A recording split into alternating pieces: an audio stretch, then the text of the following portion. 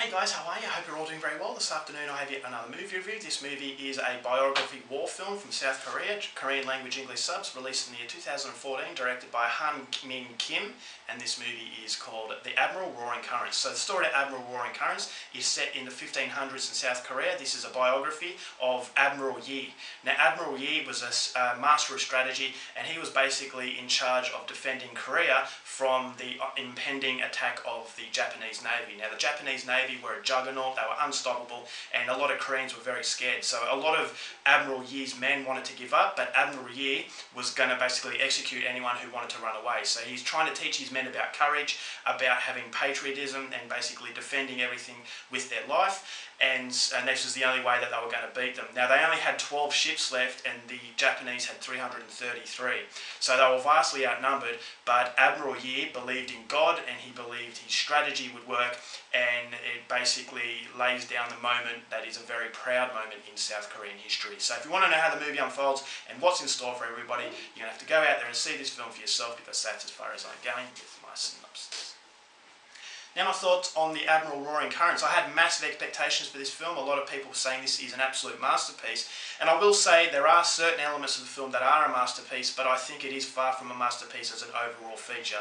Now to start off with, the masterpiece elements of the movie are in the action sequences. I thought the Navy battles were the best I've ever seen. You know, as far as war films are concerned, you will not find a better film as far as war sort of choreography. When the cannons are fired and they're hitting the ships, you actually feel the impact, and it really does absorb everything you have, and it puts you in that moment. So the last 40 minutes of the film is non-stop action, and I was on the edge of my seat, and I loved every minute of it. I thought it was just very violent, and actually felt like you were in a war. You were on one of these ships. You were experiencing what Admiral Yi was experiencing. You were experiencing the terror that these soldiers were facing.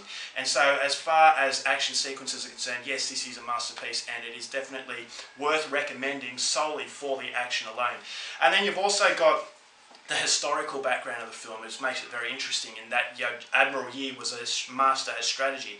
And so if you're like me, I love movies that are about strategy in war. You know, William Wallace in Braveheart, that was a great movie because it showed you how smart he was, how he actually outsmarted such an army that were, you know, vastly outnumbered him. And you could believe it, and you know, that you could believe the strategy, and you think to yourself, wow, there are some people who are very intelligent out there, and it's basically historical figures that make it so interesting. So unfortunately for me, although the movie cinematography is absolutely fantastic, the costume design was great. It felt like you were in the 1500s in South Korea. And it is detailing a very interesting moment, a very patriotic moment in Korean history, but unfortunately this movie suffers from the same problem a lot of other Korean blockbusters suffer from, is that it's over melodramatic. And that when you pour so much melodrama, you kind of lose sight that it's a historical biography film, and you kind of think yourself that you're watching a standard sort of Hollywood blockbuster.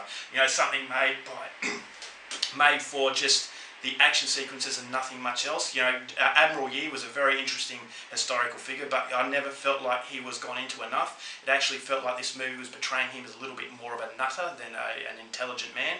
And when the battle scenes are happening, as far as strategy is concerned, you don't feel like it's so much strategy. You kind of feel to yourself, how did he beat so many ships? Because the strategy just didn't feel like it was gone into in depth. So it actually felt like he was just riding luck.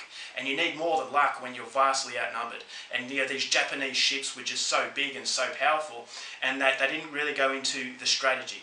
And as I said, with William Wallace, you could understand how he defeated it because the strategy was gone into a little bit more. But in this movie, it felt like Admiral Yi was a little bit more crazy than intelligent, and he was riding his luck.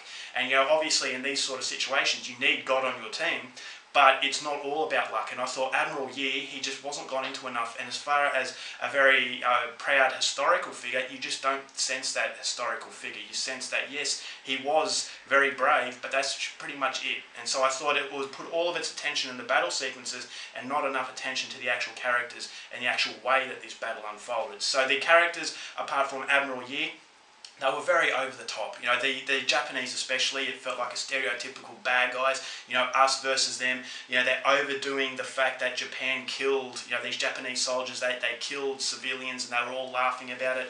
And you felt that, yes, they probably did this, But the way the movie tells it, it feels like it's a caricature. It feels like it's a movie that is just force-feeding everything.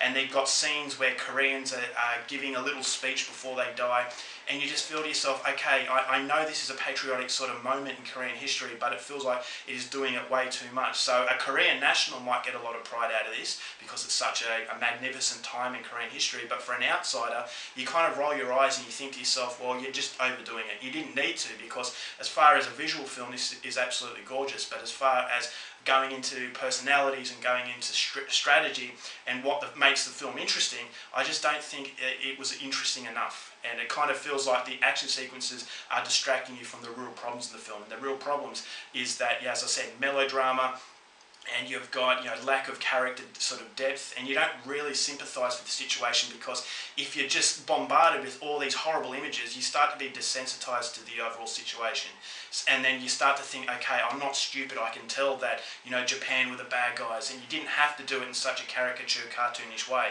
And so I really didn't like that aspect, and I thought that it was its greatest fall, and that's why I don't consider this the masterpiece as an overall feature, as a lot of other people will. So, yeah, as I said, the cinematography and the way the film looks is absolutely brilliant, but a lot of South Korean films suffer from the problem of, you know, over stylising things, you know, being over dramatic, you know, just the melodrama that plagues a lot of other films, unfortunately plagues this film, and it prevents it from being a masterpiece. But having said that, I would still highly recommend this film because it's an incredibly entertaining ride, but unfortunately I just thought it was a little bit more entertaining than it was a sort of historical interest. So that was my biggest problem with it. Unfortunately, it was a problem that does prevent it from being a 5-star film, but I'm still going to give it 3.5 stars.